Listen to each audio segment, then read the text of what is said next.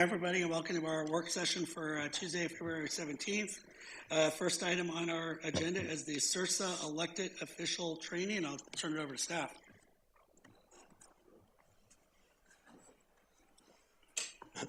Good evening, Mayor and Council. We have a kind of a busy work session for you here tonight.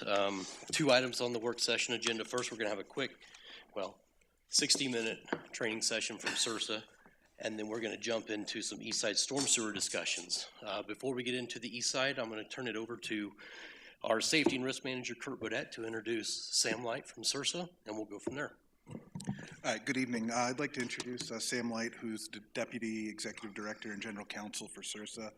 He's going to be providing the elected official training, which coincides with our loss control standards this evening. Training is intended to provide resources, tips, and tools for new and experienced elected officials to function effectively with fellow council and board members to achieve the best result for the community of Evans. So I'll turn it over to Sam right now. All right, thank you, Sam. For that introduction. Thank you, Cody. Good evening, Mayor. Good evening. See you all. Thank you very much for inviting me up. It's a pleasure to be here and visit with you all. So as mentioned, I'm Sam Light, and I'm the Deputy Executive Director and General Counsel for CIRSA. CIRSA is an acronym for the Colorado Intergovernmental Risk Sharing Agency, which is a mouthful, which is why we call it CIRSA. So we're your insurance provider for property and casualty coverage. So the bread and butter work that we do, of course, at CIRSA is we get the coverages in place for everything from your buildings to your vehicles to your equipment. And then on the liability side, of course, we provide coverage for the various liability risks that you face as a municipality. Everything from, we got law enforcement liability coverage for the police officers. We have general liability coverage for the basic tort liability. You know, someone slips and falls in front of City Hall and thinks it's your negligence that led to them falling, then we cover those kinds of claims. So all sorts of coverages that we provide to you all at CIRSA. So, but just a little bit more about CIRSA. We're not a commercial insurance company. We're what's called a public entity self-insurance pool. And we were organized under Colorado statutes back in 1982. We are ourselves a quasi-public entity. And we're not a commercial insurance carrier.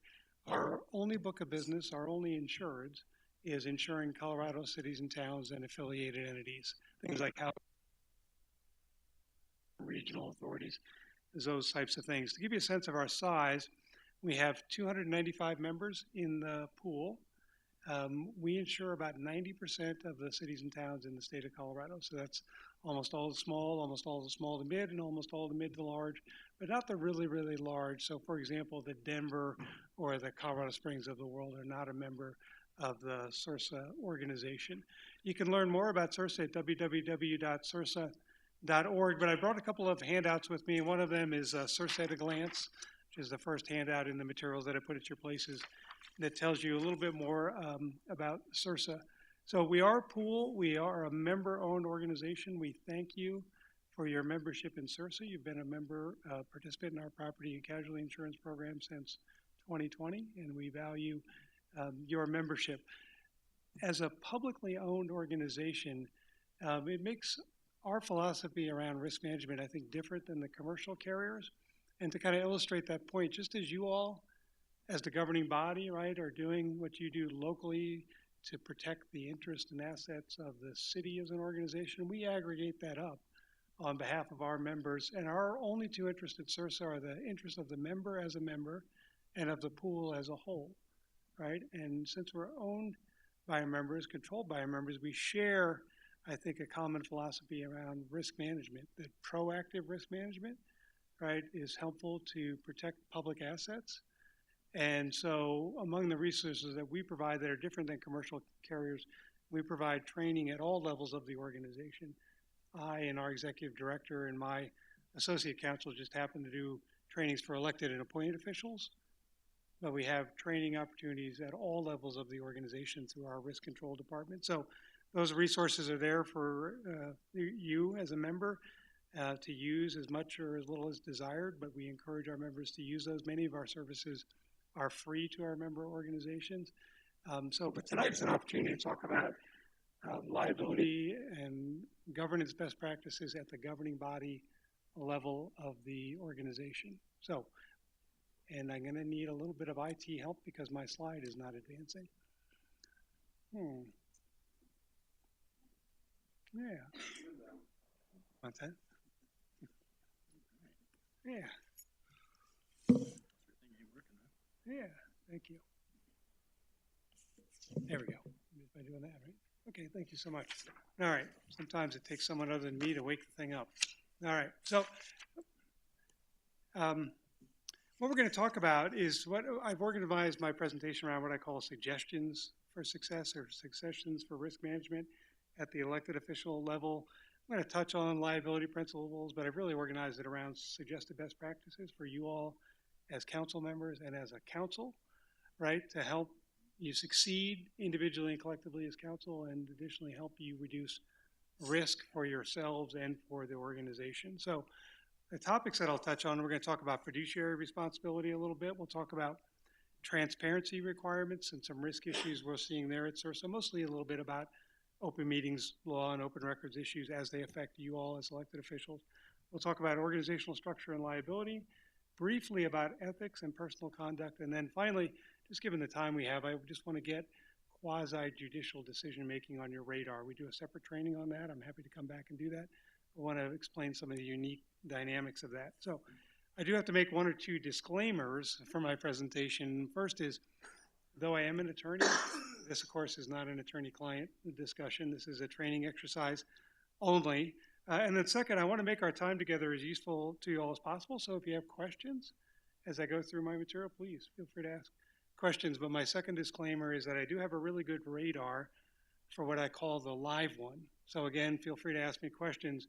But sometimes, you know, the dynamic will be, hey, Sam, I've got a question. What if another member of the town board does this? And everyone's eyes open wide. So that's my radar going off telling me that's your live question of the day, for which you need support from your legal counsel. And you're in great hands with Scotty and his team, right? And I'll still give you, your question, depending on what it is. I may still give you some suggestions from CIRSA's risk management perspective. But if it's a situation where my radar is telling me it's one for which you need legal advice in the here and now, I'll probably deflect that to Scotty and his team. And that's the same thing if your question, if my radar is telling me it's in the wheelhouse of your city manager. I don't know all the issues that you've got going on, right? So same thing, I may offer some comments, but I'll probably deflect those, which leads me, before I dive into the material, to my first and one of the overarching risk management themes that I have for you all, because you all are essentially the citizen, part-time, elected, more or less volunteer legislators on behalf of this corporate organization, the City of Evans, right? And the job asks that you embrace that leadership role on behalf of the organization. There's so many other functions within the organization that are the responsibility of others. From a risk management perspective, one of my overarching suggestions is to use, particularly your direct reports, your city manager and your city attorney, right, to help you do great things, get them done effectively, and help you reduce your own risk. Because as we'll talk about, there are many, many things that municipal corporations do that aren't really within the council's wheelhouse, right? But your staff is there to support you and help you and get things done on behalf of the organization. And also, right, to help you unburden yourself of certain things where there may be some tug and pull where a citizen or a developer or a business interest really thinks it is part of your role, but it's not. Right, and that's where your city manager, city attorney are there to help you resource. Your whole team is there to resource you as elected officials to help do great things on behalf of the city. Okay, so as I mentioned, I've styled things in terms of suggestions. This first one may not sound like much of a risk management suggestion, but do you all agree? We've had a recent election, I think. I'm a little late to, you had your election in November. Had a little bit of change on the council, is that right? November 24 was our last election. 24. Oh, so we're coming up on one. Okay, so who's in the 1 to 4 year range right now? And who's in their second term? Anybody? Okay. Well, I hope no matter whether you're someone newer or a couple terms under, I hope you find this helpful. But do you agree, now that you got some time under your belt, do you agree with this notion that being, right, once you become an elected official, your role in relationship to the community changes? Pretty dramatically, right? Right. You're no longer just a citizen, right? And I can tell you from a certain perspective, it's a 24/7 job, right? In the eyes of your constituents, the citizens, the people you take your counsel from, they will always 24/7 perceive you to be an elected official, right? A representative of the city council, a representative of the city of Evans. And that's true, whatever we think of it individually, fair or unfair, right or wrong, that's just the reality of it. So recognize that aspect of it because, as they should, as elected officials, your words, your deeds, your conduct matters, leaves an impression, has an impact when you're making decisions here at the dais that affect people's propertyhood and livelihood, right? That's definitely going to leave an impact and impression. So from that perspective, that hat is always on, that you're an elected official. Recognize also, of course, you're not outsiders to local government. You're the ultimate insiders. Has this important risk dynamic? As the insiders, the rules stick to us. We have hundreds of pages of ordinances, and you may have city council adopted rules or guidelines, right? We may not particularly like the rule. We may not have had a hand in crafting the rule, but as the council, we're bound by, right, the rules that govern the work of the city council, both substantively and procedurally. We don't have the luxury, either individually or collectively, of saying, well, I never liked that ethics rule that's in the code and this, right?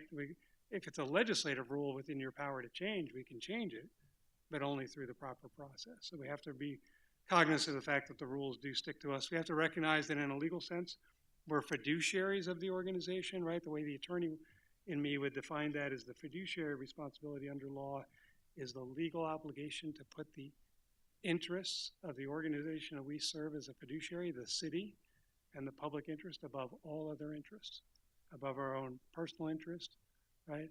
Above, do you ever have this dynamic, Mayor? Do you ever have some meetings where you got a pretty high-profile issue on the agenda and the meeting room's pretty much full? Tried it a couple times. Never happened. That happens, right? Yeah. And what's our population up to at this point? 24,000-ish. Right? So we have to recognize sometimes that even when that meeting room is full, right, we've got a very small minority of the constituents that we represent from our ward and from the city as a whole. So sometimes the fiduciary responsibility is going to test our mettle in that regard, right? Maybe in one of those tough, high-profile, emotional, passionate issues, there's public comment going on, and the first person stands up and says, "Counselor, you got to do this, and you got to do it now." And the next person stands up and says, No, don't do that. Do exactly the opposite, right? In that situation, particularly, right, that interest of the small but vocal minority, we have to remember our fiduciary responsibility, right, is to make good decisions on behalf of the entire organization. The way it translates into risk management is, particularly in those difficult situations when you're making a tough decision that's not going to make 100% of the people happy 100% of the time. Part of the coverage that we provide is public officials liability coverage. It's there to provide, if it triggers coverage, is used to defend decisions made by the council, right? And sometimes in some of those claims, it's not true for a lot of them, but sometimes it becomes clear that the decision being challenged in retrospect is one that was made in haste or was made on less than good information, right? But as the governing body, if you find yourself in that situation, a tough decision, one of your risk management tools and prerogatives is to take the time that you need and get the information that you need as a council that will help you make good and defensible decisions, right? It might be frustrating to that citizen who is passionately telling you to do this tonight, right? But if you're feeling like we as a council have not had a chance yet in a public meeting to deliberate on that issue, we have some questions for which we need help from our city manager, or maybe it's a question for our city attorney of do we even have authority to get involved in this issue? Use that tool to your advantage, right? And it's absolutely your prerogative if we need to have some more questions answered to get more information before we decide on a course of action. That will help you and in certain situations helps protect you against risk, right? Last thing on the fiduciary responsibility, of course, is the necessity of considering matters on their merits alone. They're certainly going to happen sometimes. Situations where people are tugging at you either individually or in a public hearing and trying to lead you astray from the relevant standards or criteria or rules that apply to your decision making. So you want to commit, right, to consider issues on their merits alone, according to the procedures and rules that apply. So, okay, unless there are any thoughts, questions on that, let's pivot and talk a little bit about transparency requirements, transparency-related risks. I'm sure through your city attorney's office, manager's office, and others, you've gotten your training on the open meetings law, right? We all know the basic openness rule. Whenever 3 or more members meet to discuss public business, it has to be an open meeting, okay?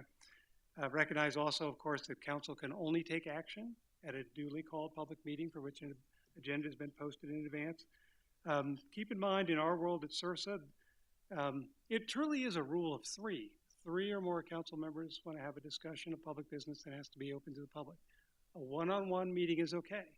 And it's part of the job, really, and like 2 council members meet, have a coffee, and just get to understand each other, build a relationship. That's fine, right? So 3 or more, openness rule, one-on-one's okay. But what do you think about one-on-one meetings, right? That's a hot topic in our claims and litigation world. They call that a serial meeting or a daisy chain meeting. In Texas, they call it a walking quorum. This is a great visual image. So, but just recognize there's that risk there, right? And the real liability is this. If the evidence suggests that what's really happening at your meeting is a rubber stamping of a decision that was arrived at by some parallel process of individual serial meetings, right, or something like that, then you're going to be running afoul of the open meetings law, right? So we just need to make sure that it's in our control as the council to manage that risk, and we have to, as council, recognize that we have to self-regulate and say, no, that's an issue that needs to be taken up at the agenda. In terms of the actual claims world that we deal with, there is, in this world, whether it's governmental watchdogs or attorneys that live on the other side of the state or what have you, they appreciate, and everyone appreciates, that you're so transparent. That's the way it should be. But it also means in the claims world that people can listen to your meeting videos, look at your agendas, right, and police your compliance with the open meetings law, right? And that really is a cottage industry in my world. Because among other things, if you're successful in an open meetings challenge, well, then yes, if there was action taken, it can be invalidated, right? The judge can say, don't violate the law again.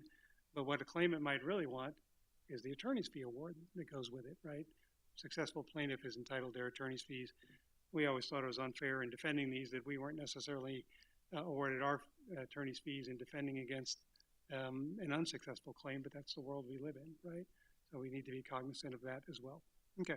Executive sessions, you're all in a good spot there. Use a script. Make sure you check all the boxes. Where you can help manage that risk is you have to make that announcement in the public and the motion, and there's a lot of boxes to check. The way we can all collectively police that risk is if something doesn't sound right to us, then just make sure we slow it down. Hey, did we check all those boxes before we went into executive session? Because once you go into executive session, if the announcement was incomplete or improper, then there's no do-over. The technical violation will have occurred. I'm sure you lean on staff to help you with that, and you have a script and all those things. One issue to police on behalf of yourselves is when you go into executive session, we all know that we have to stay on topic and can only discuss the topic that was announced, right?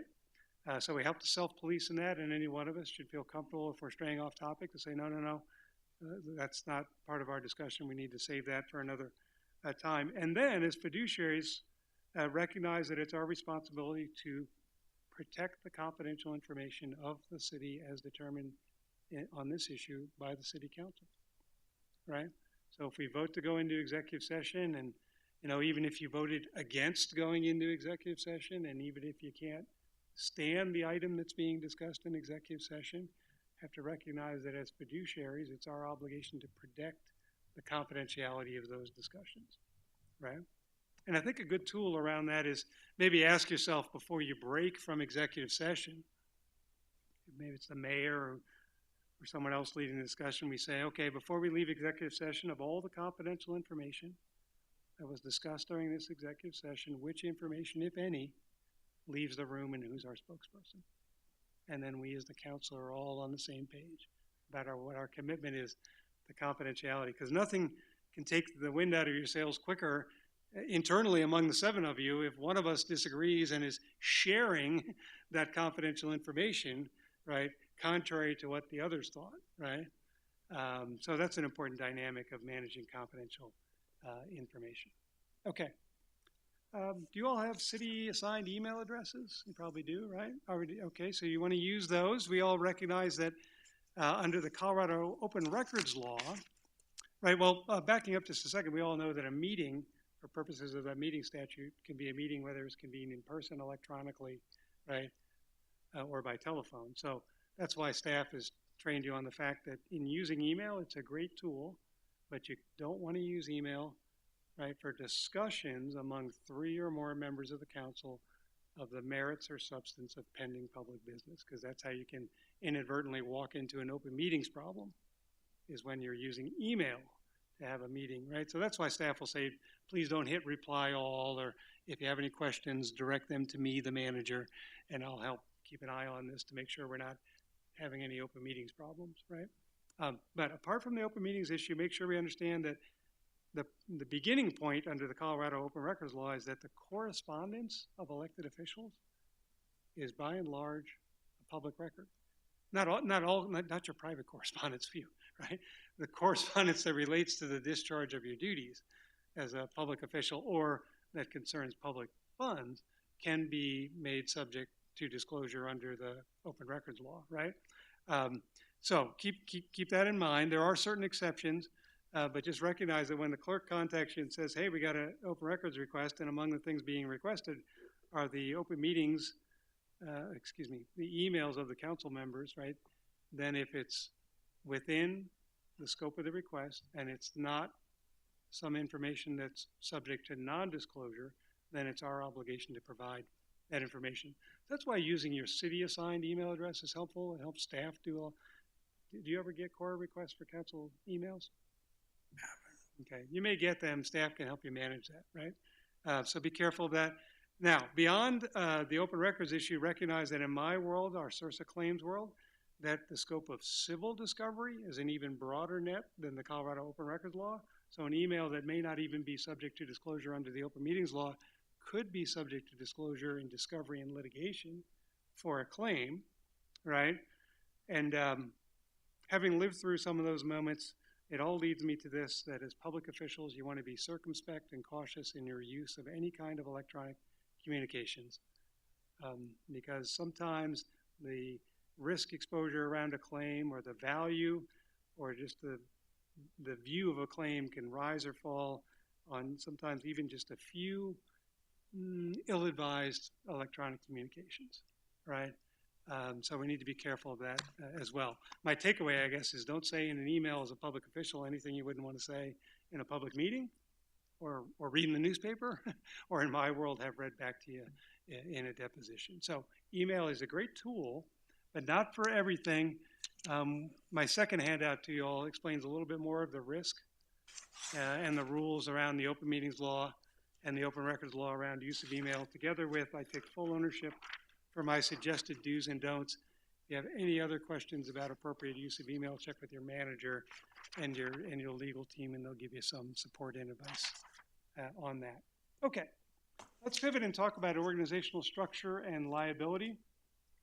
It's true within every municipal organization, no matter how large or how small, everyone within the organization has a job description, whether you're an elected official, appointed official, full-time employee, part-time employee, or even a volunteer, right? And it's important that everyone honor their job description and stay within their lane, right, to help the organization function efficiently, fire on all cylinders. It's not that we're silos. Everybody's contributing their part to the organization, getting the work done on behalf of the community. But that idea of the job description is pretty important from a risk standpoint, okay? And let me unpackage it this way. I'll start with this, which is, I think, is a fair question for Scott and his team, but I hope it's not like a burning question. It's always causing you to lose sleep. The question is, can I get sued and be held individually and personally liable as an elected official for something that I do or don't do as an elected official? And the good news, well, the answer is it's possible, right? Right? It is possible. But the good news is we have strong protections for elected officials in Colorado, like all states, we have I'm not going to unpackage all of this, but the primary protection you have is under the Colorado Governmental Immunity Act, which basically says you're immune from suit, except in areas where immunity is waived, right? And it also says, under the Colorado Governmental Immunity Act, that the city, and by extension the city's insurer, CIRSA, will defend and pay judgments entered against you as elected officials for acts or omissions as a public official. Good news, right? I'm protected. So, but like so many things in life, there's a catch, right? Those protections are in place so long as we are acting within the scope of our employment and not acting in a willful and wanton manner. Those are the two conditions on that. So they both sound a little like somewhat ominous phrases. The first one's a little weird. Scope of employment sounds a little odd to you all as the citizen legislators, right? Because you're thinking, I'm not a full-time employee like the manager or the clerk, right? The takeaway is simply scope of employment is the phrase used in the liability statute, and it really means job description or authority, scope of authority. And it requires an appreciation of understanding what is my scope of authority, what is my job description, and as importantly, which authority has been delegated or given away to others in the organization. So real quick examples of that within your own organizational structure. You all have a building code, right? You have a chief building official, I believe, right, who enforces that for you. So within whose job description, within whose scope of employment within the city of Evans is it to decide whether or not someone gets their building project red tagged because they're violating the building code? Whose scope of employment is that? That's your chief building official, right? So within whose scope of employment ain't it? Not only us, but everybody else, right? It's a function that you do have a role in relationship to the building code, but it's the legislative role. You're the ones that adopted the policy, the piece of legislation that said we're going to have a building code. Oh, and by the way, under that piece of policy legislation that we want as a city council, we're going to delegate, give away, assign to the chief building official all the responsibility for enforcement, so it's no longer my job as an elected official. Phew, it unburdens you from that. Another example, within the city of Evans, within whose job description, within whose scope of employment is it to decide whether or not someone gets a ticket into municipal court? Officers. The peace officers, Right. police officers, right? So within whose scope of employment ain't it? Everybody else, right? So this whole idea, and it comes from every direction and it permeates every municipal organization. On the other hand, within whose scope of employment is it to decide what version of the building code we want to adopt? You and only you. Or whether we want to adopt an animal control ordinance. You and only you, right? But once you enact that legislation, right, the scope of employment piece is that I'm pretty sure you will have given away a lot of administrative pieces to administrative staff. And this idea of allocation of responsibility permeates municipal organizations, whether it's by your charter or state statute or local ordinance, okay? Now, the other risk piece is you're protected as long as you're not engaging in willful and wanton conduct. That sounds kind of ominous, right? So that's conduct that is intentionally or purposely undertaken, that's designed to injure someone's legal rights and taken with reckless disregard for what their rights are. And I've got an even simpler way of describing it. I just call it bad stuff. And it really is bad stuff. We know what it is. We're going to stay far away from it, right? But it's kind of a double whammy because your public officials' liability insurance coverage follows the same concepts. It says, we protect you as public officials in your capacity as such, but there are exclusions for coverage for things like malicious acts, willful and wanton conduct, criminal acts, and it really would be bad stuff. And we would intuitively know what it is, and we're not going to go down that path. But, knock on wood, every year we get just a small handful of claims where some claimant is alleging that an elected or appointed official or public employee injured them and was engaging in willful and wanton conduct for which the claimant is attempting to hold them individually and personally liable. The fact pattern around those is almost always this. It's almost always an individual elected or appointed official acting individually, misperceiving that they have some governmental authority that they actually don't have, throwing on the purported cloak of governmental authority and doing bad things to people for the wrong reasons, right? So to spin out my earlier thread, the example might be appointed official who's not thinking of things right, tries to conscript the chief building official into going on a campaign to make sure that their business competitor never gets a building permit for no good reason. Bad stuff, right? Or intentionally defaming someone, right? Or engaging in all sorts of other bad behavior. So we know what it is. I just wanted to sort of point out what the guardrails were on those protections. So that's state law. At the federal level, oh, well, isn't it wonderful being an elected official? Because you face liability both under state law and federal law. The good news is under federal law, there's also a similar concept of immunity, but it's called qualified immunity. We hear a lot about it in the policing world these days, but it applies to all governmental actors, and you are governmental actors. The concept of qualified immunity basically says that we are immune or protected from individual liability under federal law, right, by qualified immunity, so long as, right, or insofar as our conduct does not violate clearly established statutory or constitutional rights of which a reasonable person would have known. And I always thought from your perspective as the citizen part-time legislators, the most interesting part of that phrase is would have known. And you're like, how do I know, right? And you got somebody standing up during public comment, maybe you got a quasi-judicial hearing and it's a land development, and it's clear this application doesn't meet the criteria and ought to be turned down.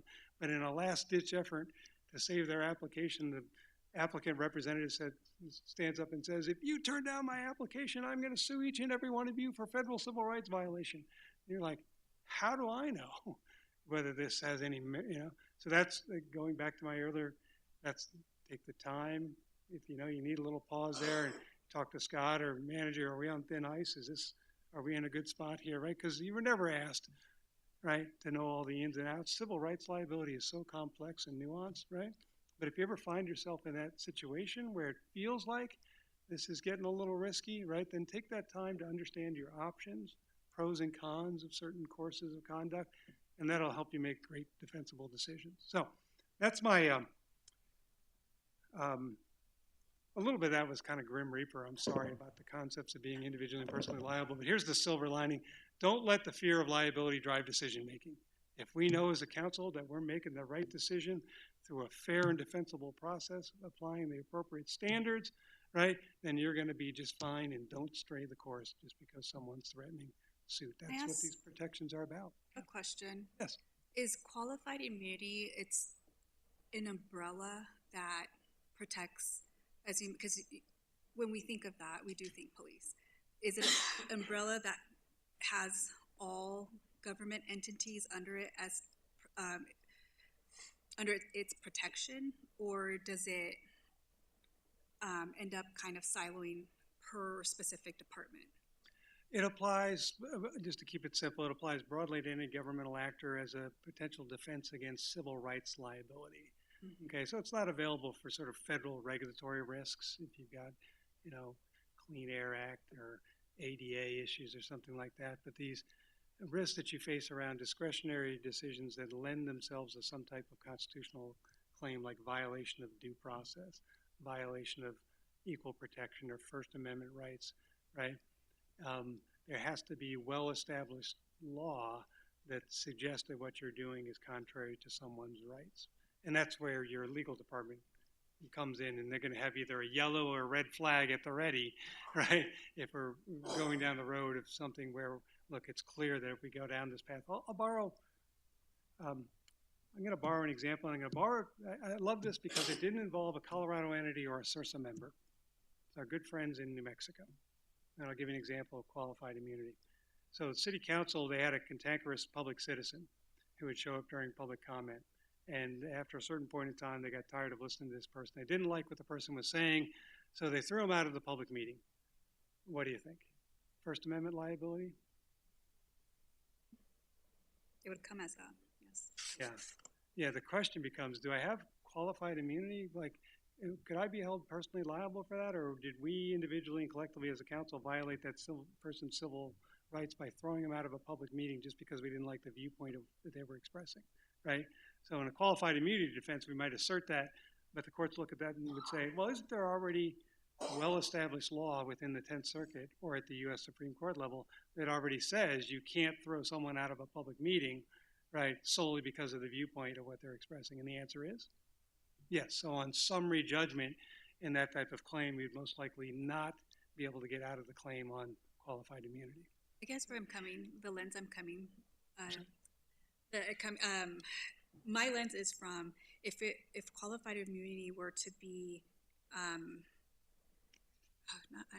trying to find the word, challenged. Yeah. In for whatever reason, does that affect all like departments it protects? Is what I'm getting at. You see what I'm saying? Not just individually, but I guess that's why I mentioned, is it an umbrella that protects like government, all government? And then if it were to be challenged, it can in essence affect also the government component. It's a defense that can be interposed in a legal proceeding against whatever action or decision is challenged. So it arises solely within the context of that particular claim, right? And so if you lose on qualified immunity, you're losing for purposes of that particular claim. Now, the precedential effect might be, well, now we know that if we lose on that, then as an organization, we can't do that again. There won't be qualified immunity, right, for that kind of situation. I'm not sure I'm still hitting on I'll ask Are Scott you- later. I don't think you're understanding what I'm No, saying. are you Sorry. trying to say, like, if, Does it protect the other decision? yeah, No, do you- no, so right. what I'm saying is, like, I'm trying to use specific words. So what I'm stating, because before it was being challenged because of police. So if we were to be challenged and if it was successful in stating we want to strip it, if it gets stripped from one entity, Does it get does it get stripped? stripped for everyone? That's what I'm It trying to. becomes, okay, so Yes. it becomes precedent, and it depends, this is a little bit in flux, but the law around qualified immunity used to be that there's got to be clearly established law at the Supreme Court level, and if there is, right, and you violate that right, then you're not going to be able to defend and get out of the claim based on qualified immunity. It's been broadened to be U.S. Supreme Court or controlling law within the 10th Circuit, okay? So when we analyze these situations, it doesn't have to be just the city of Evans. When Scotty's researching an issue and says, do we have qualified immunity, he's going to look at 10th Circuit cases, whether they're out of Colorado or some other state that's in the 10th Circuit. And for purposes of litigation, sometimes we look to other district courts to see how they've decided similar fact patterns. Okay? Yeah. So it all adds to the body of precedent, right? So, yeah, once we get in the policing world, it's very granular, very fact specific, right? And the litigators in that will look in making the arguments on one side or the other to the court. They'll, even though it may not be controlling precedent, they'll try to look for a similar fact pattern anywhere in the country to help try and sway the judge one way or the other. Although technically it's got to be within our circuit is the better argument. Okay, is that helpful? Yes, thank Okay, you. thank you. All right, so again, on the civil rights liability risk, it's just the idea of getting the resources you need, knowing, being a good issue spotter when we're getting into a risky situation. Okay. On organizational structure and liability, I want to pivot in terms of role discipline and just recognize that a big aspect of risk management and organizational structure, key component of that scope of employment, is just understanding and appreciating the legislative administrative distinction that exists within your organizational structure, right? The city, under its charter, operates as a council manager form of government. That's the most common form of organizational structure for those municipal corporations that have the resources for that. It really is the gold standard, because to borrow the private sector analogy, what it allows you to do is you serve essentially as the board of directors of the corporation, and your city manager serves as your CEO. We just have different titles for it. That's the most common form of municipal structure. It's set out right there in your home rule charter that we have a council manager form of government. And that means that the council, just directly out of your charter, you are the legislative and governing body of the organization. The mayor is the presiding officer and the head of city government for ceremonial purposes. Your manager is your chief administrative officer, sets up that distinction where you as the council, as the governing body, as the board of directors, have just like a private corporation, have a single point of accountability and contact for the administrative side of the organization, right? And then throughout your code, whether it's by your code or your charter or statute, certain things are done by staff, certain things are done by the council. That not only allocates authority and responsibility and accountability throughout the organization, for risk purposes, it also defines scope of employment for everyone, right? And so some tips on this issue, right, to avoid concerns around role, discipline, scope of employment is just to understand and appreciate what's the council's job, right? The council is the legislative and governing body. Probably, among other things, is the part of the organization that has the longest time horizon, right? Your job is, at a writ large level, is helping determine the needs and wants of the community and determining at the highest level how we put governmental resources on those needs and wants. Important documents from a council's perspective are things like, let's see, annual budget, master planning, long-term utilities planning, right? Probably even in the personnel realm, you probably have some role like an overall structure, maybe the overall organizational structure, the overall budget for personnel, but you can see in that legislative administrative distinction, the annual budget is completely different than the individual payroll of an individual employee, right? So some tips around where you sit as the governing body, right, is to remember that elected and appointed officials primarily act as a body. The governing body has 7 members, but it's one body, and we exercise our, yes, we have ambassadorship roles for the community, but in terms of taking action and making decisions, right, it's but one body with 7 members, and we primarily exercise our responsibilities by getting together as a council and making decisions as a group in a public meeting setting, right? I'm pretty sure among the hundreds of pages in your ordinances, there's no ordinances that say the power of the council may be exercised by one council member, right?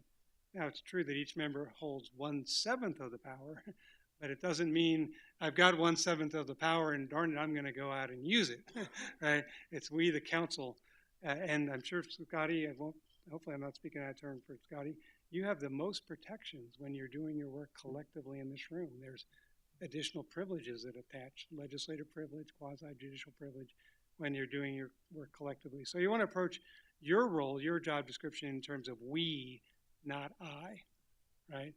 It's a red flag if the view is you as council do what you want, I as an elected official, I'm going to do this. That's a risk red flag. The last thing I put on this slide may not be much of a risk for third-party liability, but it's an important piece of governance best practices. Mayor, do you on your agenda have an opportunity for each council member to give a report, like council reports? We do council discussion. Yeah. So sometimes the mayor will say, okay, we had a great meeting. Does anyone have anything to report? And I say, Mayor, I've got something to report. Since our last council meeting, I did this. And everyone's eyes open wide.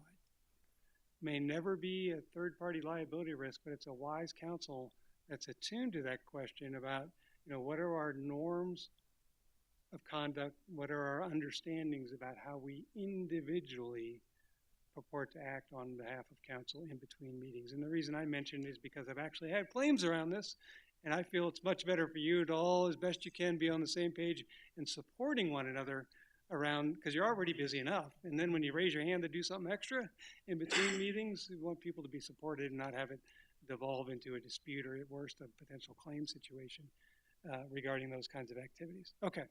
Adherence to organizational structure is particularly important in the area of employee relations. So I'm not sure how many total FTEs do we have in the city now? How many? 125?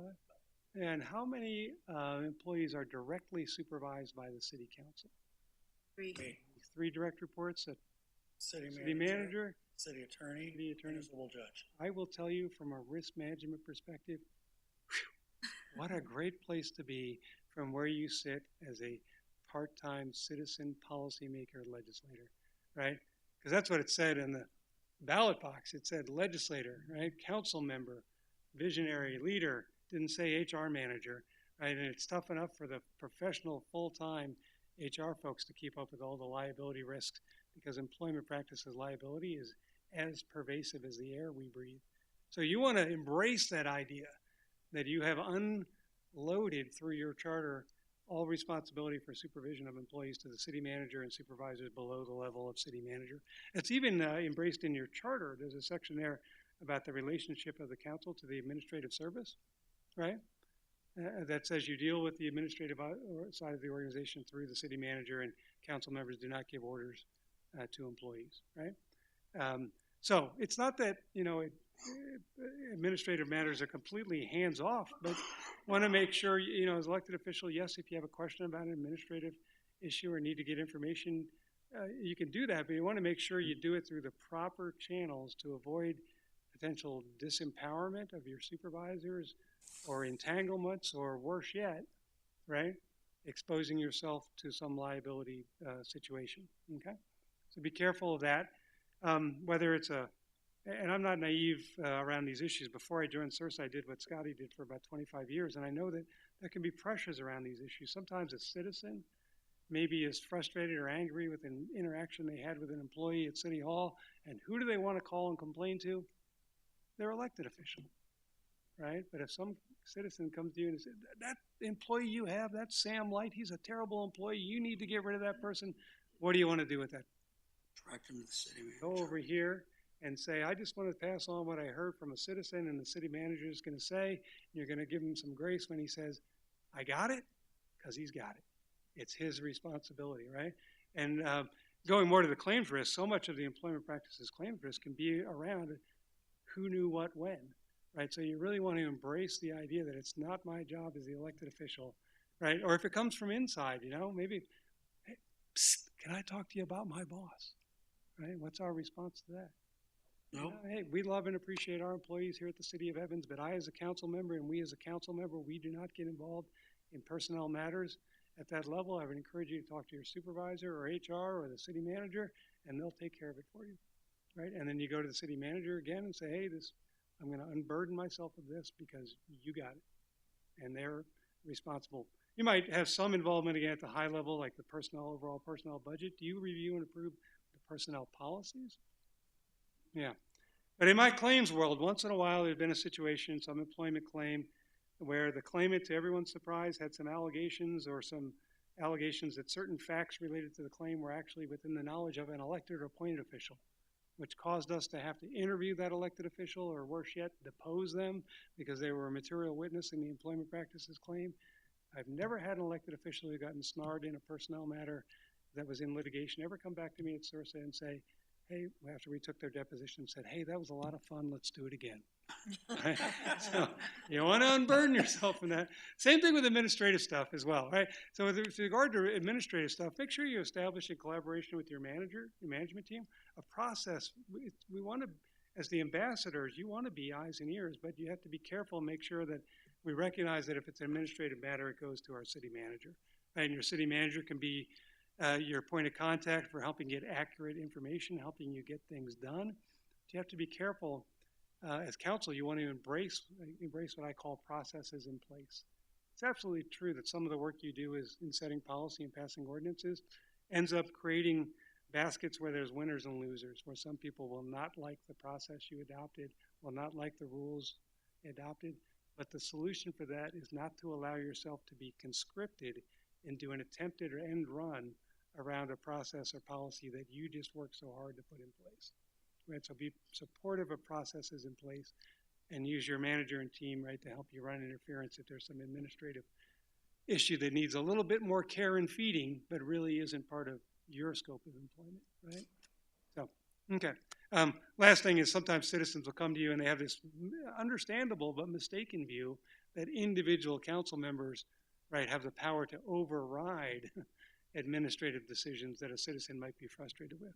Yes, we can be ears and hear their concern, but it doesn't become a council issue again unless and until perhaps maybe it's one of those issues where there's been administrative hiccups and it's occurring enough that it's like, well, maybe we should come back to council and talk about whether we need to change the overall policy or the ordinance or whatever it is and give staff more guidance on what maybe it's not working out exactly how we intended. That's where you step back in. Okay. All right, let's pivot and talk about ethics real quick. We do separate trainings on ethics, but just remember that as elected officials, you're subject to the codes of ethics that govern your conduct. As you're a home rule municipality, you're fortunate enough to be able to have a local code of ethics, which is in chapter 2.05 of the city code. So you don't have to show your hands. Who would say they have a good working familiarity with the code of ethics? Awesome.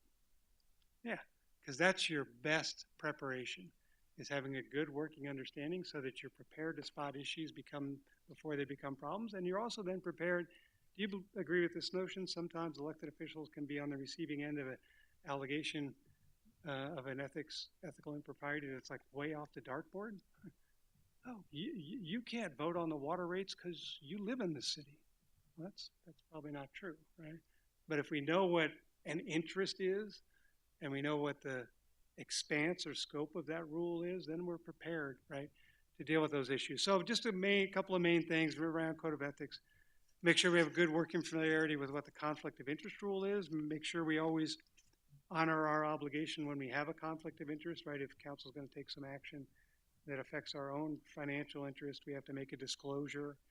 We don't vote on the matter. We're not allowed to participate in the discussion, right? Do you all leave the room as well when you have a conflict? For what? Do you leave the room, leave council chambers? For executive session? Yeah. For executive session? Yes. For conflicts. Or a no. conflict of interest. No, No. we recuse ourselves. Just recuse yourself. Okay. All right. Be careful. If state law, if you were subject to the state code of ethics, it's silent on this issue. It doesn't say one way or the other whether you have to leave the room. But you want to be careful because there's, I think, an unsettled question. My best advice is if you don't leave the room, that's fine, but make sure you don't stay in the room and try to influence the other decision makers, right? I would suggest find someone else to do your speaking for you if it's your interest at stake, right? Because there's a potential risk of being alleged to have attempted to improperly influence the decision of the other decision makers, okay? Your local rules say, as an elected official, don't have or acquire an interest in any city contract that's subject to city action unless all the proper bidding procedures have been followed. Okay? So be careful of that. And the other thing on contracts is if you're ever going to hold an interest in a city contract, you should be bending over backwards to be completely transparent about that issue to protect yourself. Right? Even if another vendor might have the luxury of calling the department that's supervising the contract, right? You might be better served that if I actually hold an interest in this contract, I'm going to do everything in writing. So it's completely transparent. No one can ever question or suggest that I engaged in some improper phone call or what have you, because everything I did related to my interest was in writing. Confidential information we talked about. Gifts. You have a gift rule. I can boil it down. Well, we even have a constitutional amendment on gifts, but you have a local rule, and I think your gift limit is $20. Yes. Right? So abide by the gift limit, know what the exceptions are. Decline any gift.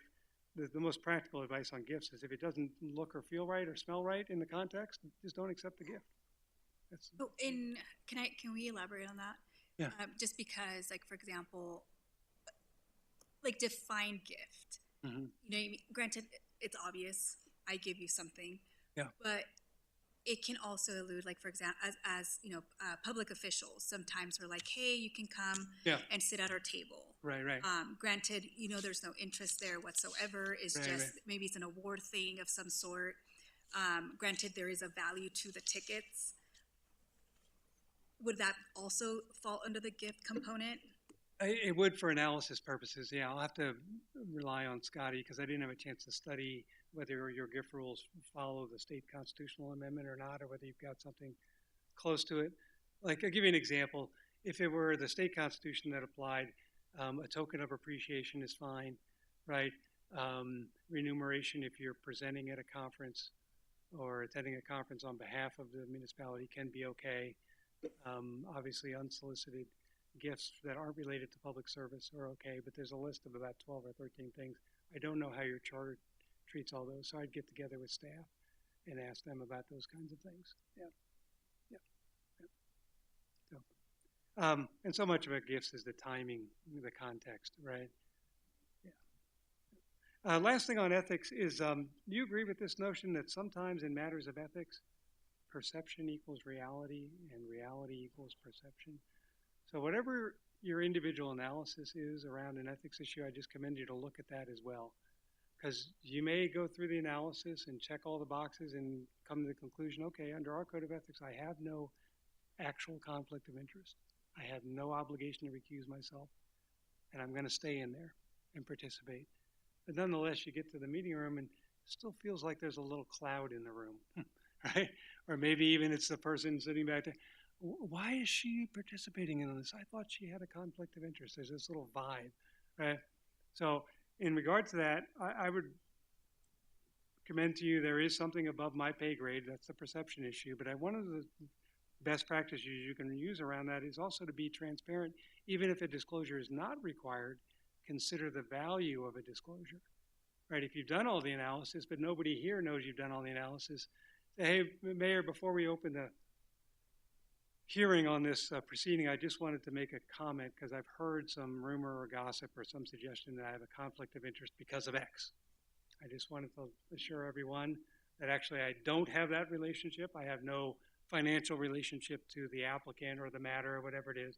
And I want to assure everyone that I'm going to make this decision, right, based solely on my responsibilities as a council member, applying the appropriate standards, right, on behalf of the council. And that reassures, then everyone knows you had already done your homework. Sometimes people just don't know you've done your homework, right? Last thing on doing your homework, and again, I'm going to speak out of turn for Scotty and for your city manager, and that is they can't serve as your individual ethics advisor, but give them a call early if you're struggling with an ethics issue. I'm sure they'd love to hear earlier than later. Very awkward to try and tackle an ethics matter that's unfolding at the dais in the moment, right? So if it's on your mind before the meeting, you give them a call and say, I'm struggling to figure out where this sits within our code. They can give you some thoughts. They can't be your individual advisor, but they can tell you how the code works and maybe give suggestions from the city's perspective of what the expectations are around that. Okay? All right. Beyond the code of ethics, just wrapping up, I got just a few more things for you. Beyond compliance with the code of ethics, commit yourself to personal conduct that strengthens the council as an institution. And in unpackaging this, I just want to suggest that sort of my own personal view is that your tenure as elected officials being in public service is a little bit like being on a train. The train and the track being our community, wherever we want our community to go. And during our tenure in elected office, we're on that train in the engine room, stoking that engine to get us wherever we want to go, whatever it looks like, policy-wise, legislative-wise. And part of that, I think, then is to make that engine stronger, that when we leave council, the engine of the institution of the city council is stronger than when we found it. So in terms of best practices, I think sometimes that's going to ask of us that we commit to personal conduct that we don't have to do it. Maybe we prefer not to, but maybe it's better in terms of making the institution stronger. So for example, setting aside a personal interest or agenda when there's lack of support. Right? We may individually as a council member say, you know, the only reason I ran for office is the only thing I want to get done this year is I want an ordinance that does this. But if I can't find 3 council members to come along with me, I have to be willing, right, to put that on the back burner in service of the work plan and the agenda of the council as defined by the council, right? Do you ever have split votes, Mayor? I haven't had a split vote. No. No. That's good. That means you're creating that time and space where everyone's diverse viewpoint gets heard and we're working through. We should always embrace that, right?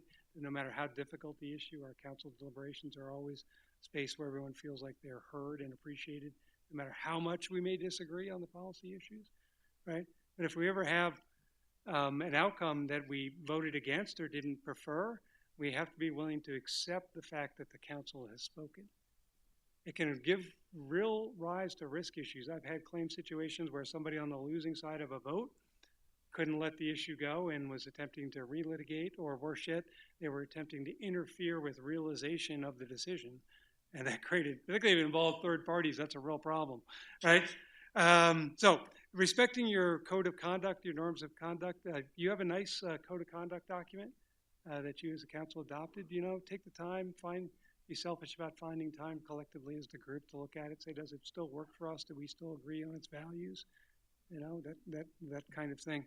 And accepting, in line with my administrative comments, accepting that at a certain point the council's work is done and it's given over to staff, right? Okay. Let's see. I'm over time, so I just want to real quickly point out this last topic here. Again, we do separate trainings on this issue, and it's covered by the last handout. But you all, it's fascinating being elected officials because you have different jobs. A lot of the time you're doing legislative work, adopting policy, or dealing with corporate matters. But you also make land use decisions for the city, and you do licensing decisions, right? And in that context, you're making decisions that affect the individual constitutionally protected property rights of particular applicants, right? And in that role, you're not legislators, you're judges, standing in judgment of a specific application. And there are whole different rules of engagement applied to that, right? Quasi-judicial process is the one where we have additional public notice. We have an evidentiary hearing in front of city council, right? The decision has to be made by the council according to pre-existing legal standards and criteria, right? Whatever it may be, the liquor licensing code or the land use and development code, we're applying those pre-existing standards. And the decision has to be made by a fair and impartial decision maker. It's so much different than the legislative job. Because if it's a piece of legislation, whatever it may be, some nuisance ordinance, you can vote yes or no because you love or hate the issue. You can do all your own research. You can lobby each other consistent with the open meetings law, right? And you can speak your own personal preferences and bias. But for quasi-judicial matters where you're a judge, all those behaviors, right, are not allowed. It sounds weird, right? That people get it intuitively and go back to where does all this come from, right? Of all the millions of pages, it comes back to one sentence. No person shall be deprived of life, liberty, or property without due process of law. So awesome and great thing in Colorado that we have local control that allows us to make liquor licensing decisions. Do you have marijuana? No. No? Liquor licensing, land use decisions, you get to make those locally, but the flip side of that coin, the grand bargain is that we have to make sure that we're honoring people's due process rights by following the due process rules of engagement. I've listed a couple of the main rules of engagement there, things that you've probably already been coached on, things like avoiding outside the hearing communications, make sure we're impartial.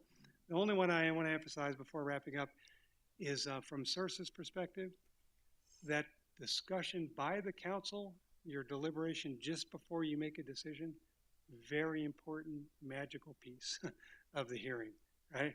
You want to make sure you have a good deliberation focused on the standards and rules that apply, right?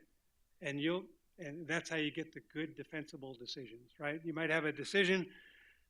Do you have conditional use or special use permits or something like that? Yes. You decide those every once in a while? Yes. Is one of the criteria something like compatibility with the neighborhood or something? Yeah. So, you're going to be in one of those hearings, and that's a kind of a fuzzy criteria, but it's constitutionally defensible. Yeah. But sometimes it starts a little rocky. We have the hearing, and okay, mayor says, great hearing, everyone. Let's bring it back and decide how we're going to vote on this. And I say, Mayor, I'll start our discussion. I'm just going to vote no because I don't like it.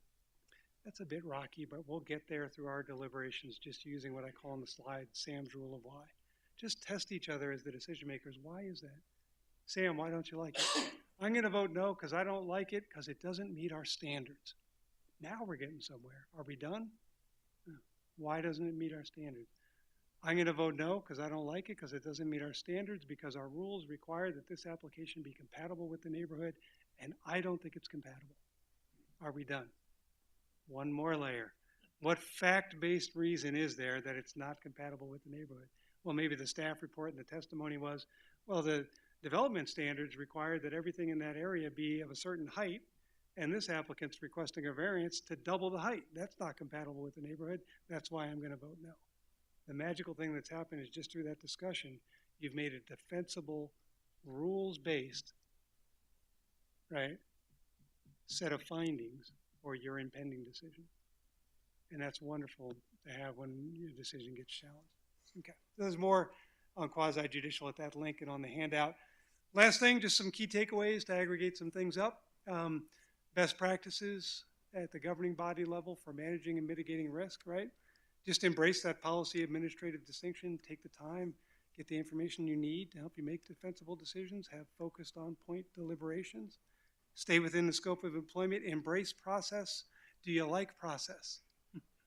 Mhm. Process is a product in and of itself, that all organizations provide process, but particularly at the governing body level, so much of what you do is deliver that product of process, providing a forum for citizens to come and talk to you about needs and wants, and irrespective of outcome, embrace process. You want people to walk away from, even if it's a tough decision, you say, well, I disagree with what council decided, but you know what? I felt like it was a good process. I felt like I was heard. I felt like I was respected. I feel like council had a good deliberation around the issue, and that's what builds faith and trust in you all individually as council and in the council as a whole. Of course, follow your transparency rules and work to both individually and collectively embrace your fiduciary responsibility. So with that, I'll open it up to any questions. The remaining slides are just some more resources from CIRSA, but Mayor, Council, thank you very much for the opportunity to come visit with you all. It's great to see you. And Appreciate it. on Yeah, behalf of thanks for CIRSA, coming. thank you very, very much for being a CIRSA member. We honor and appreciate you all, and thanks. Great. Thank you. Appreciate your time. Appreciate you coming up and get us an update and a little refresher on this. Thank you. Appreciate it. Yep. Anybody have anything? Have another? All right. Sounds good. Thank you. Thank you. Appreciate it.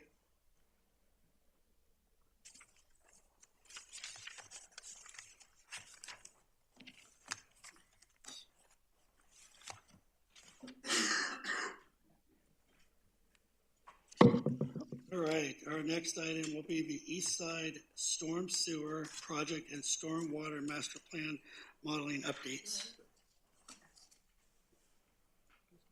Or as I like to call it, the train to nowhere. I think that's why I coined the phrase for that. It's the train to nowhere.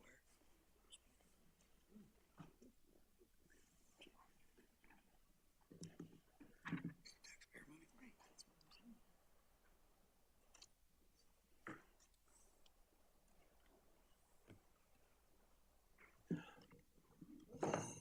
Yes, Mayor and Council, this second item is coming to you.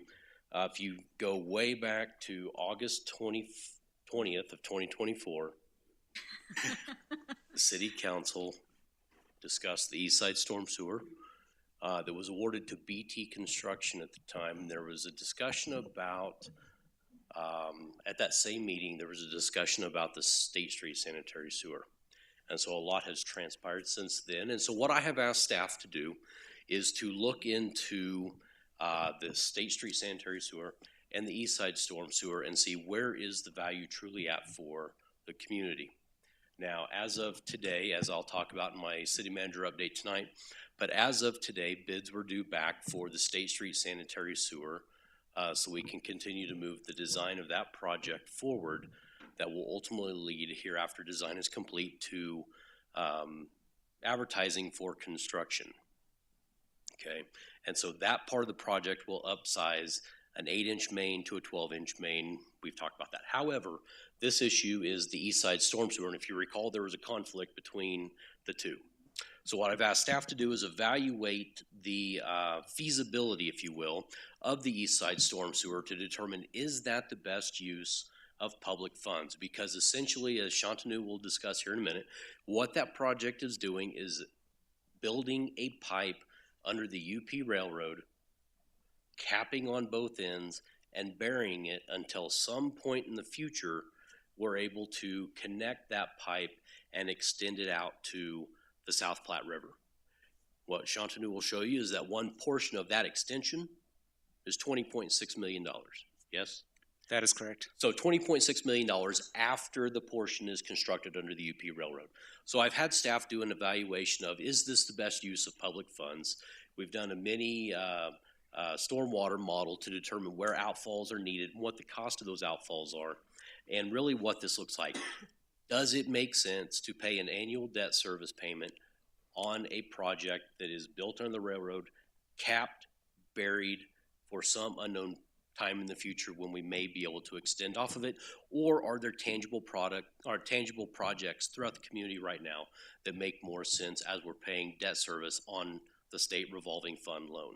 So with that, I'm gonna go ahead and turn it over to our Director of Engineering, Shantanu Tiwari, and he is going to guide us through this conversation, through this presentation, and then certainly staff will be happy to answer any questions that you may have. So, Shantanu. Thank you, Cody.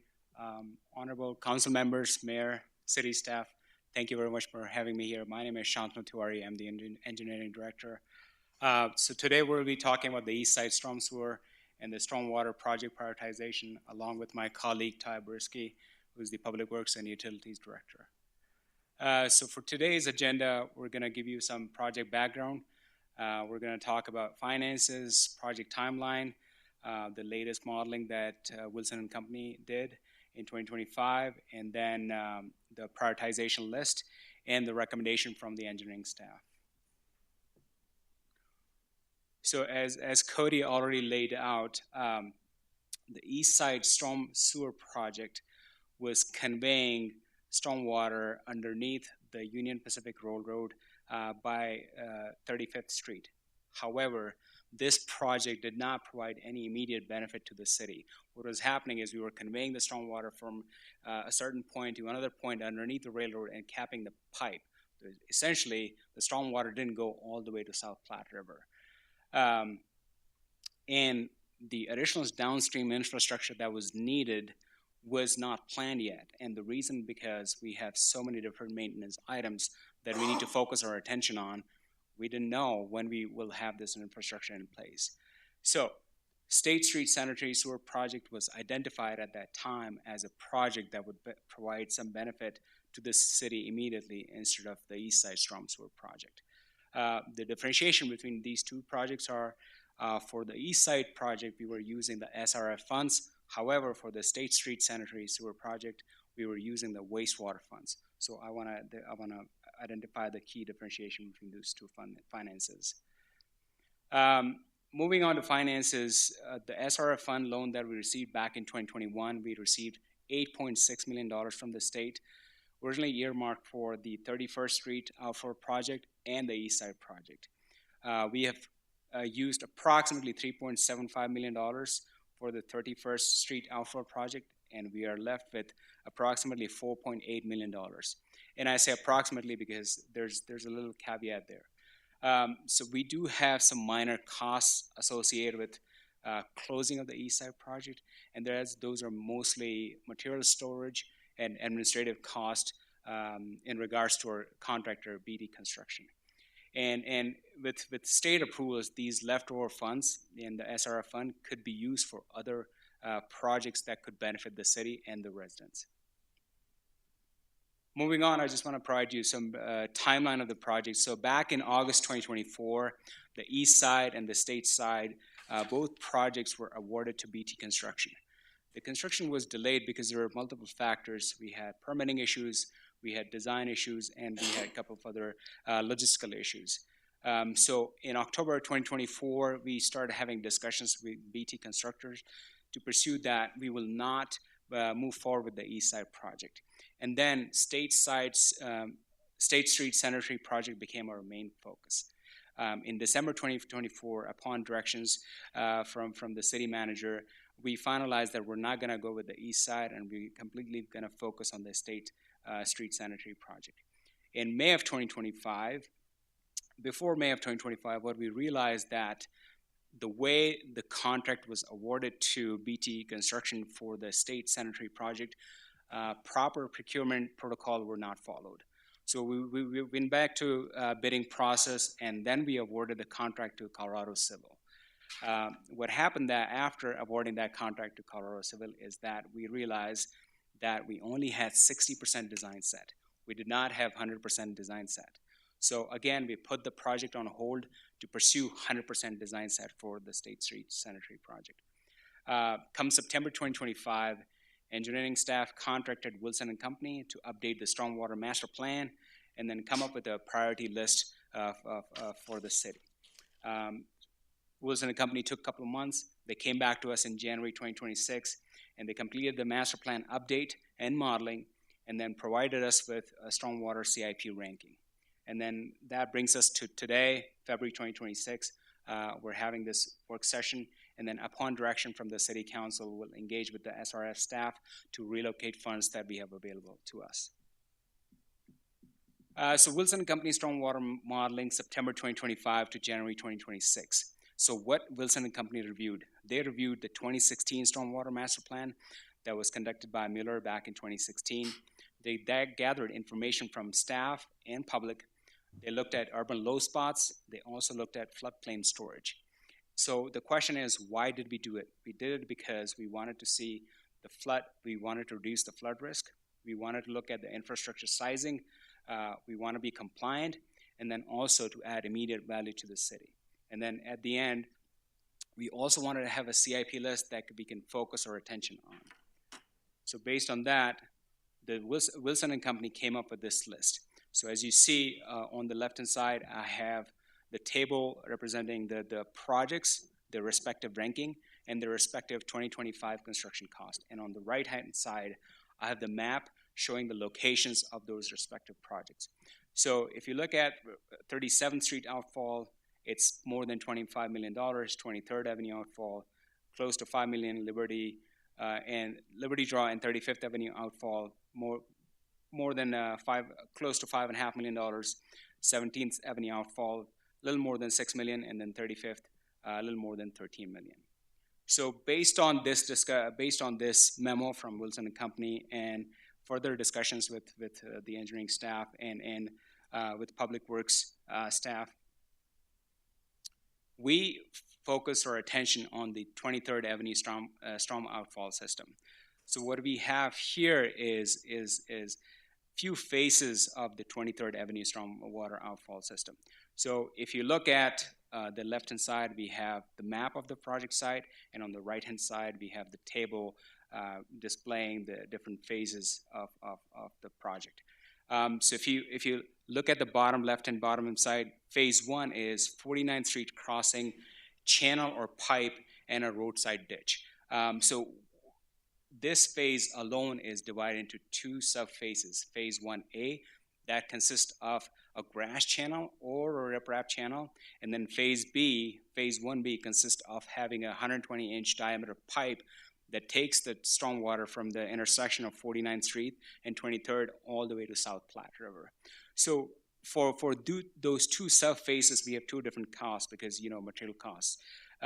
For phase 1A, that is a grass channel that will convey storm water from 49th Street to South Platte is at $0.9 million, approximately $1 million if you round it up.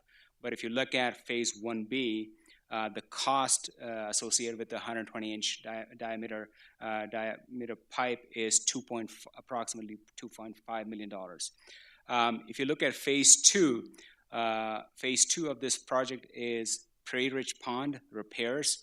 That includes clearing, grubbing, and drainage pans, and that cost is approximately $2.2 million.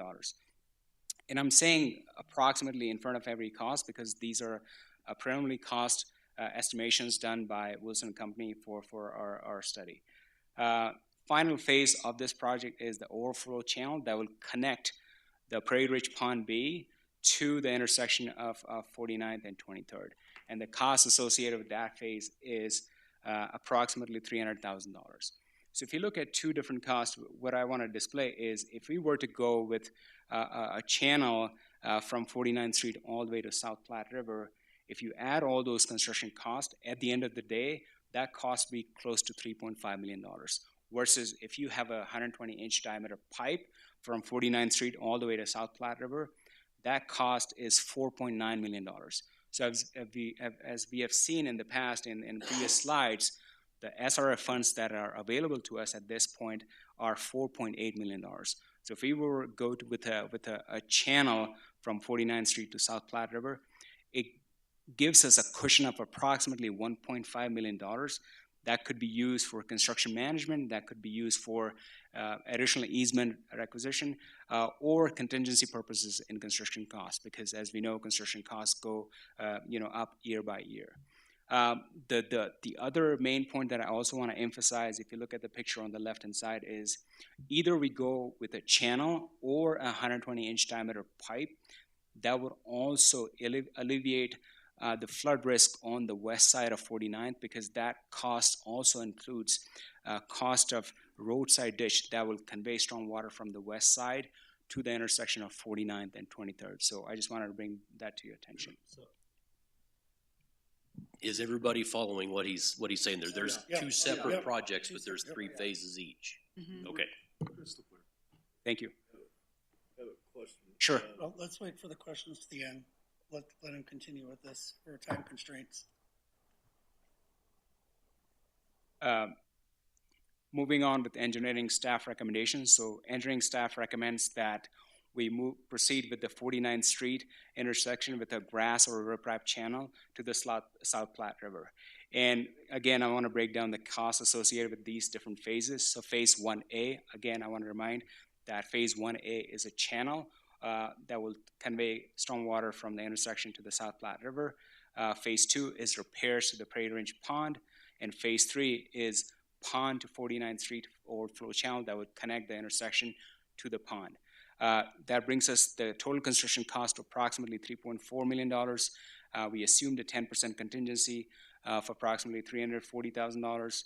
Construction management and easement, again, we made some liberal assumptions on these, $500,000, and brings the grant total to $4.2 million.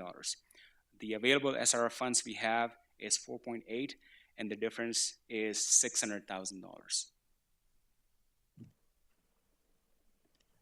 Awesome, great. Thank you. Great presentation. Thank you for all the information and everything like that. I really appreciate it. I'm definitely in favor of going in this, using your recommendations and going that. I believe building a pipe to nowhere is not beneficial. It's not good use of taxpayer money. We have a lot of infrastructure repair and needs that we need, especially in Prairie View and that pond area. I know you've had a lot of people in your area that's been complaining about it. We do need to address flooding and everything and throughout the community and everything, and I'm for your recommendations in going that route. Councilmember Neal, I know he was ask a question real quick. Yes, if we proceed with a grass, that's the one that you would have to dredge every 5 years. Is that correct? Yes, so we do have two options. So I do not have costs associated with the riprap channel, but we do have costs for grass channel. So if we were to go with the riprap channel, that would reduce the estimated maintenance cost and also dredging every 5 years. But if we have a grass channel in place, that will require approximately 40 hours of maintenance per year, and then also dredging every 5 years for maintaining the capacity. Thank you. Mayor Pro Tem. I just had one quick question. Sure. You talked about the 120-inch pipe versus the channel, and the reason the channel is suggested is cost savings, right? Exactly. So if we do have, a crazy rain, flood event, whatever we have, would that channel be able to handle the volume of water that gets down there? And would this would also address, I just want to put this out there, this would address that big pipe going down to the little bitty pipe. So, because we saw that when we did the tour, and I just wanted to make sure that it's addressing that. But again, I want to make sure pipe versus channel, I don't mind. I'm going with what you guys tell me. I just want to make sure that it can handle the volume. You don't want hydrostatic pressure and blowing, no? Yeah, I'll hold on that on 23rd Street. I'll take the latter question first. So the answer, reducing the pressure on the pipe, that's yes. And for both channel and for the 120-inch diameter pipe, the capacity in both are the same. Okay, Yep. Thank you for that clarification. Anyone else?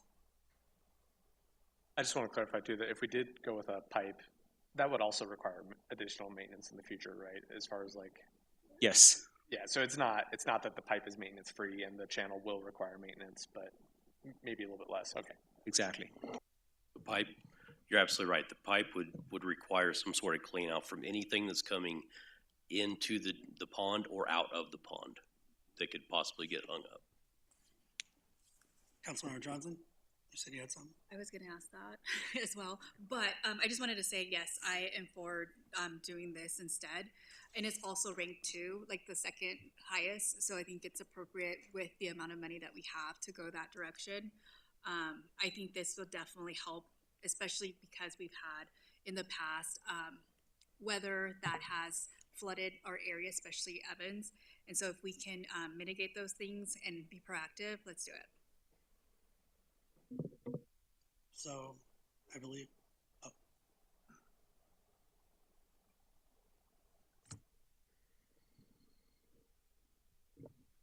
It's alleviates the pressure. I actually just want to go watch them.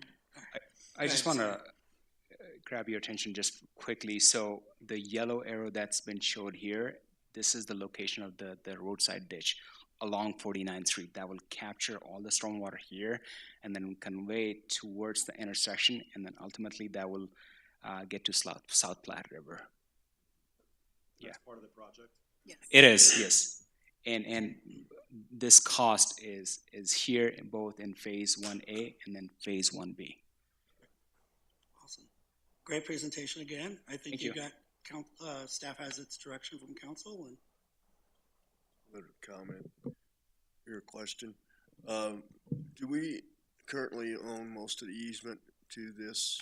Maybe ask that. We council member, we do have a 50 feet wide easement on the property. Yeah, I was about to ask that. Good. Thank you for asking that.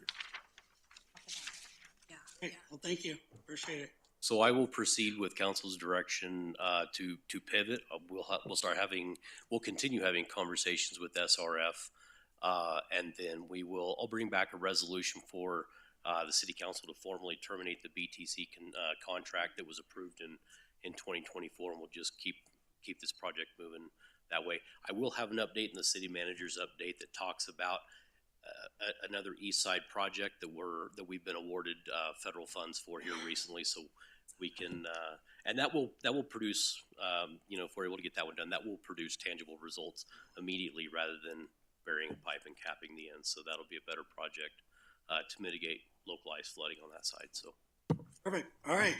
Thank Sounds you for your good. If there's nothing presentation. else, we'll take a break and we'll Thank start you. Immediately at 7. Thanks. you. Appreciate it. Thank you.